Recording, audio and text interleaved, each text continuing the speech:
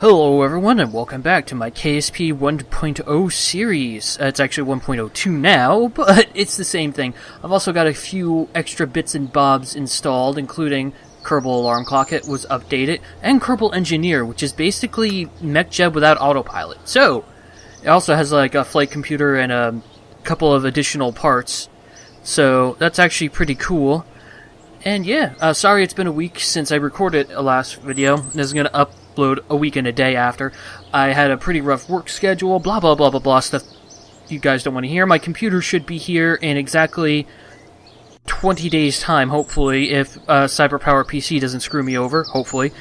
And yeah, after that, when it arrives, I just need to install the OS, install the additional hard drive I have, install the additional RAM I have, and then all the stuff will be better. Anyway, it's all stuff you don't want to hear about. So we have a whole bunch of contracts we could do, and stuff I should probably show you. We could also orbit the Mun. I completely forgot where I was in the tech tree.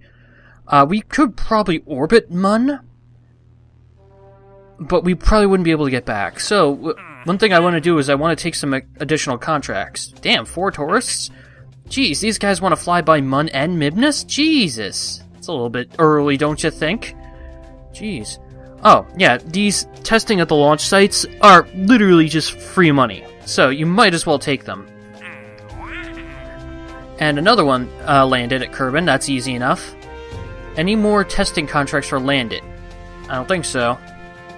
I don't want to test anything in flight because you need to be at specific speeds and heights to do them, and it's kind of tough sometimes to get some of them in, you know, perfectness. English I are good at. There we are, liquid fuel, solid fuel booster at the launch site. Okay, so we have 3 testing contracts. They want us to test the Poodle, the Swivel, and the Hammer. That's easy enough. Actually, it's so easy, I really shouldn't even show you guys the build for it. Do I have a probe yet? Yes, I do. Actually, I've got a good probe.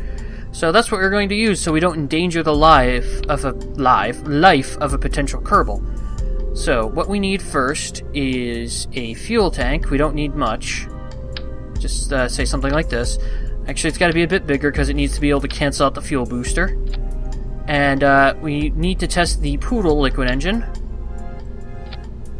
And then what we're going to do is we're going to put another engine directly on top of that in a different orientation up here.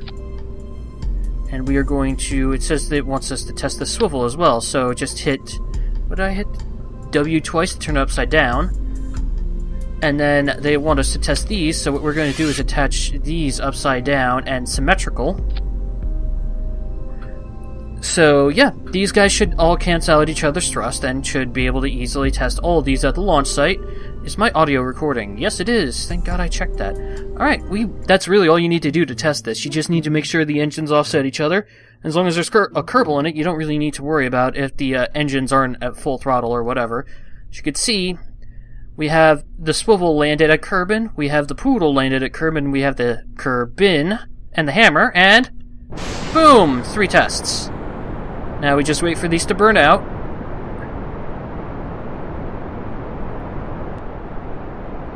Might as well... Oh yeah, this is just pushing us straight into the ground. We might as well not waste fuel. We can recover fuel for additional money, so... Just wait for this. As you can tell, I've got Kerbal Engineer's toolbar up here. I've also got Infernal Robotics at it, although I have no idea how to use it. So, we just completed 3 contracts there. Nice and easy. We got some additional money for that. We recovered money from the parts. What did we get? We got 5 grand, 5 grand, and 6 grand. That's 11 grand we did not have before. And I can now upgrade this comfortably. Boom. I already have this at level 2. I already have this at level 2. I'm going to want to upgrade this eventually, but the spaceplane hangar is not as important. I don't have aviation yet. I could upgrade the administrative building, but I do want to upgrade this first, because now we can go on EVA to get resource samples, and those are very good sources of science. It's tanked my money a little bit, but that's fine. We can do these tourist contracts as well. These guys want to orbit the planet, and one of them wants to go suborbital. This one just wants to go suborbital. That's an easy 11 grand. And I should probably show you guys how to do that. So basically, what you need is either a probe or an additional command module. And I'm actually going to go with the additional command module. So what we're going to do is we're going to be controlling it from here, but we're going to have a passenger in here. And, yeah, only this is going to come back. So we want to attach a heat shield to it just to be safe. I should probably have started my timer. That was a horrible miscalculation on my part. I have to figure I've been going for how long now? About 5 minutes and 30 seconds or so. So I'll set my timer for about 15 minutes. Seems about good. Alright, hopefully we won't go too far over. Okay, so this is the part that's coming back, so we're going to make sure we want a parachute on here. We also need to do something quick. This thing has a crash tolerance of 40 meters per second, whereas this is 14. So this thing will be able to withstand a decent impact, so we only need one parachute. Kaboom. I don't know how much temperature and pressure... Oh, I don't even have access to pressure data yet. So we're going to put a thermometer on the side here. I'm not going to put Kerbal engineering systems on here because I don't really need them. And even though it'll probably get destroyed in re-entry, I want to put a backup battery on here just to be safe because you never know. And after this, it's really just as simple as creating a suborbital rocket, which is pretty damn easy. We don't need to orbit, so we don't need to worry about that. We just need to worry about going suborbital. So let's go ahead and put 3 of these on. Should be enough. Don't need 4 of them. And let's go ahead and put the swivel engine on here, because that's all we need. And this is a great thing about Kerbal Engineering System. It shows you your thrust-to-weight ratio and the amount of delta V you have. That's pretty damn cool, if I do say so myself. Now, we probably don't need this, but I like to make sure. Unfortunately, if I do that, and I put on a couple of solid, even just the fleas. Let's see. I would only make a profit of about $3,000 from this flight, so I'm not going to bother with those. Because if you remember, we were going to get about $1,300 for completing this, so you got to make sure to put into account the cost. Like if I take the crew capsule off, like so, and put a probe on there instead.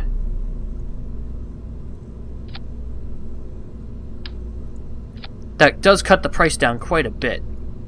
However, I'm going to want to put a different crew capsule on here then, because that's not exactly aerodynamic. I'm going to go with this one. I mean, it's still not aerodynamic, but hell. There we go. And we're going to attach a parachute to the very top of this, because that makes total sense. There we go. Yep, that should be more than enough. Do we have them unlocked yet? No, we don't. I was going to put fairings on this, but we don't have that unlocked. As you can tell, that also increased the thrust-to-weight ratio and the delta V, and I think that's enough delta V to get into orbit, so we just need to put some basic fins on here. I'm going to put on the winglets because they allow me to steer. 3 should be fine. And we want to make sure that these do not activate at the same time. Got to make sure there's a backup battery on there so I can turn this retrograde if I have to. And the probe can collect temperature data, so I might as well add a thermometer on here in case I need it. Alright, and we're just going to go ahead and, if I can do this, name this Tourist Launcher. Because that's pretty much what it is. It's a projectile designed to throw a tourist into orbit. So we're going to put Zelma Kerman in there, and hopefully she doesn't die. Because dying tourists tank your reputation. I think you suffer either a percentage or a flat reputation drain. So we're going to hold this. We don't have any RCS on here. I don't even think I have RCS unlocked yet. And there is no... Oh yeah, that's something I forgot. No solar, but that doesn't matter. So I'm just going to go ahead and launch the way we'd normally do. It's a pretty standard launch. Hopefully this is enough to get me into orbit. If not, I will be very much irritated. Fortunately, she does not have a great view from this angle, so we're going to lower our thrust a little bit to not go too fast. Don't want to go too fast when you're low, because then you start wasting fuel. Just got to make sure to keep the thrust steady. It's boring, but it works, and I'm trying to save money here, so as you can tell, we were already down to 75% fuel. We're not even a quarter of the way there yet. So we really need to make sure once we get to 10,000, we make our gravity turn and increase our thrust. Do a small turn here just to get us on the right path. Hopefully that doesn't mess with the aerodynamics at all. It is messing with it a little bit. I can't seem to hold this position without going back to retrograde, but that's fine. Let's turn a little bit so we're oriented, right? As you can tell, I've been keeping the thrust about the same, but our speed is increasing, so that's very good. Apparently we have exceeded 1 minute on the mission clock, not that I'm paying attention to that. Alright. We are about there, so we're going to increase our thrust now and make a steady turn. It's very important. You gotta make sure your turn is steady. Because if your turn isn't steady, the drag on the nose will pitch it down and you'll wind up flipping out of control. And I'm beginning to think I did not put enough fuel in this. Let's go ahead and go with this view. Keep pointed at that angle. And I'm beginning to think we are not going to do this. It's more efficient to do it like this, to point like this. That way you're being assisted by gravity. And it doesn't look like we're going to make suborbital. Or will we? Oh, will we indeed? We are going to make suborbital and get me some extra just to be safe. Oh, we didn't just make suborbital.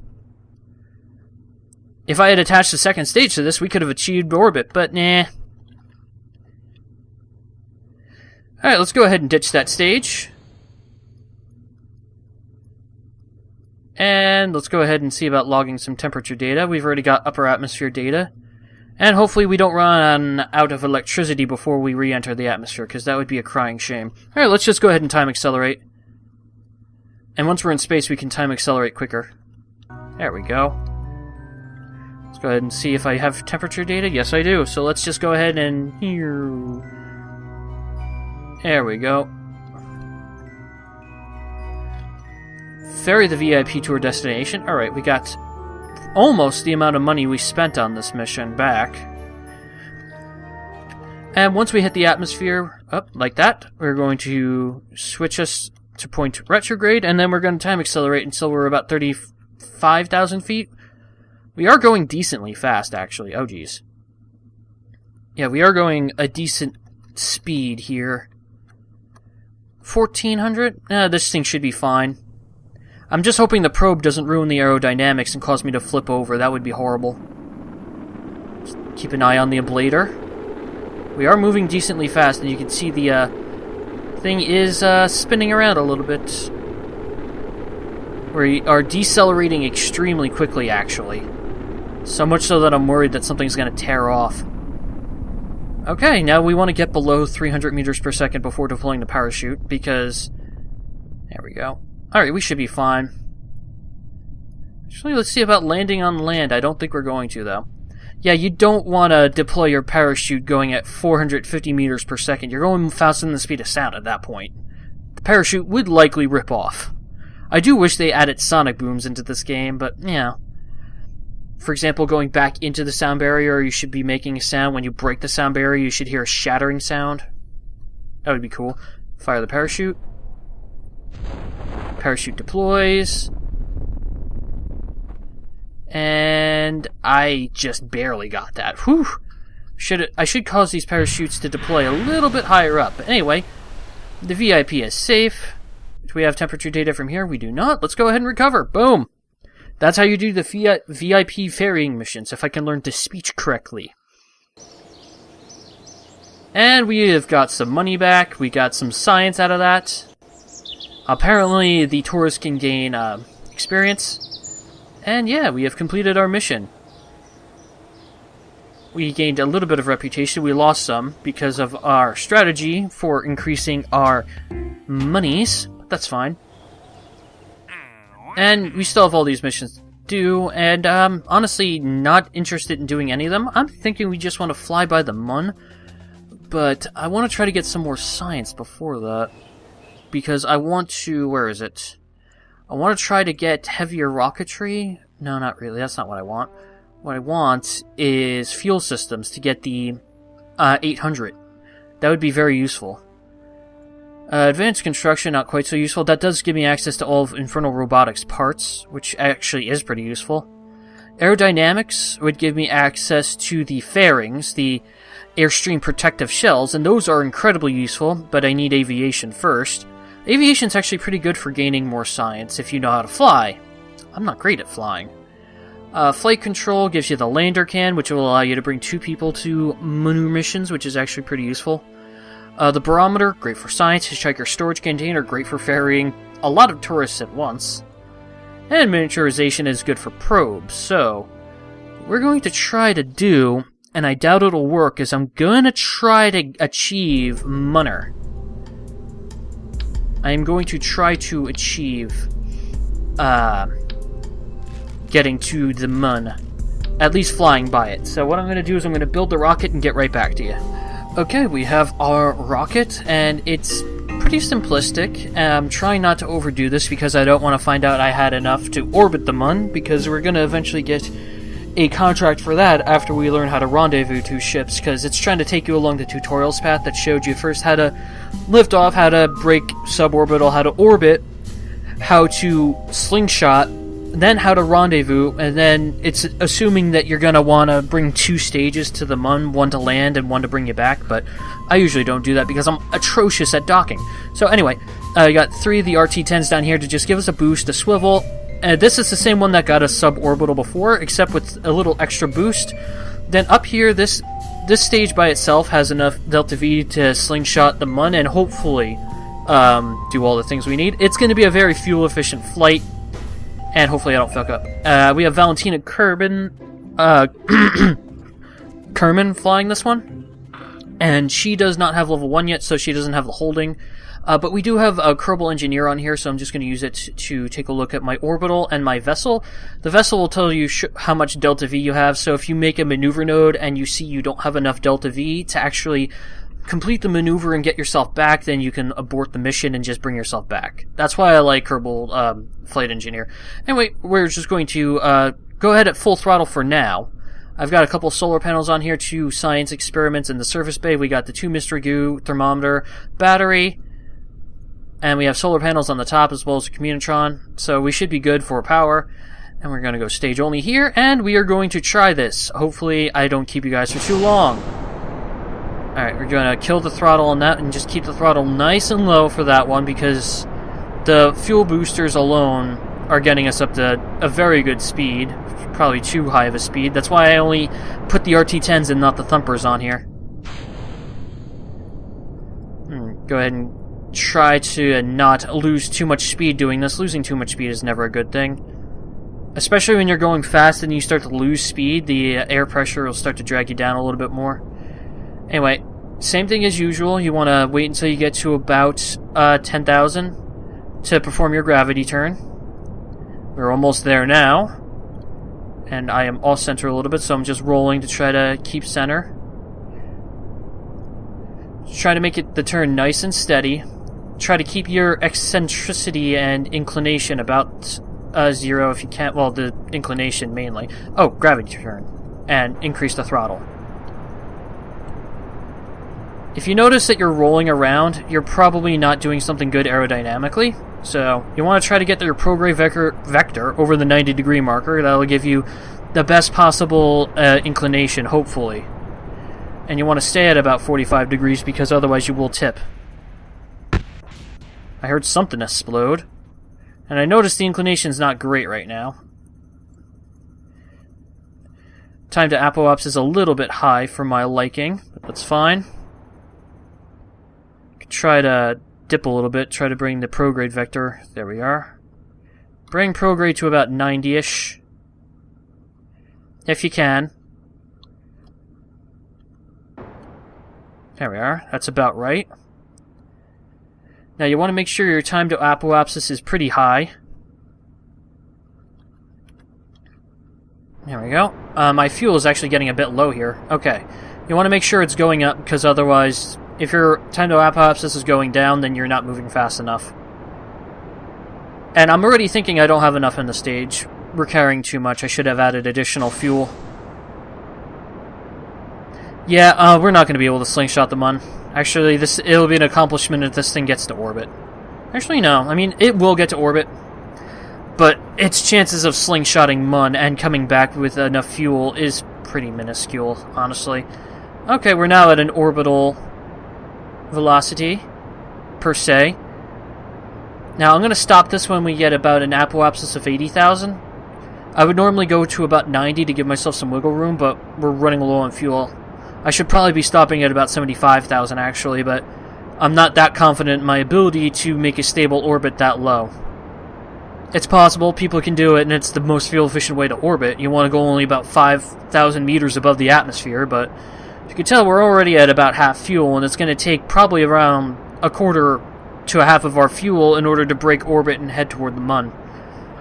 Alright, we're going to kill this at 75, okay. We're going to place a maneuver node here. Yes, I understand, timer. We're going to do this.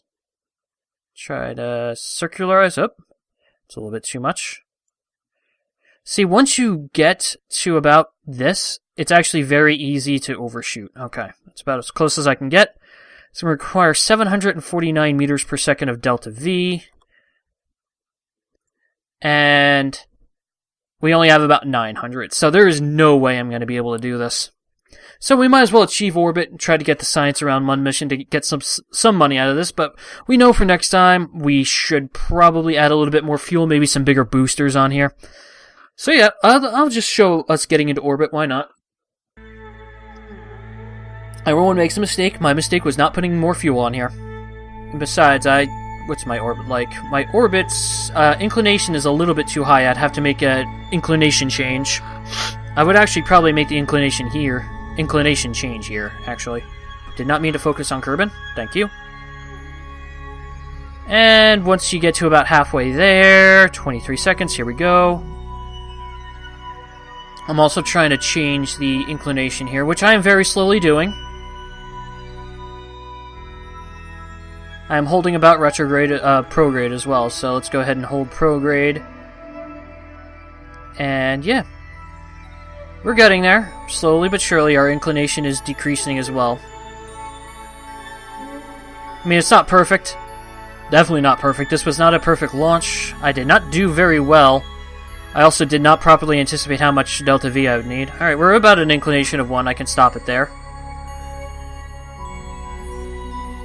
And we are about in orbit. I'm going to wait until I'm back at apoapsis, because that'll actually improve my my fuel efficiency a little bit, but I've only got 250 meters per second of delta V left, so that's about enough to get back down to Earth. Well, Kerbin, not Earth. Alright, we are about there. I probably could have saved a very minuscule amount of delta V by trying to get a very slightly lower orbit, but it probably wouldn't have helped me too much. Plus, look at it this way, this gives Valentina enough experience to gain level 1, I believe. There we are, that's a stable orbit, barely. We have 226 meters per second of delta V left. Let's just see how much it would take to get to the Mun. As you can see, we're about 1 degree off, so... As you can see right there, we're already out of fuel.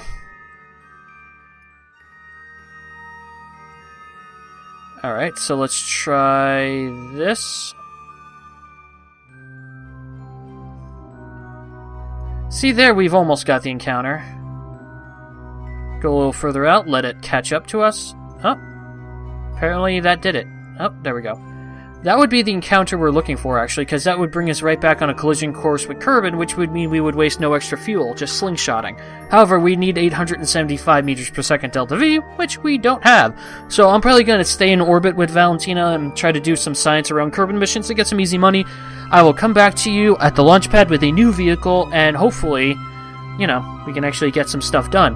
One thing I do want to see is, did I get the science from around here? Because we can't even go into a high orbit now. We can get a little bit of science here, so it's not a complete loss. There we are, a little bit of science. Alright, I will see you guys in the next episode. Peace.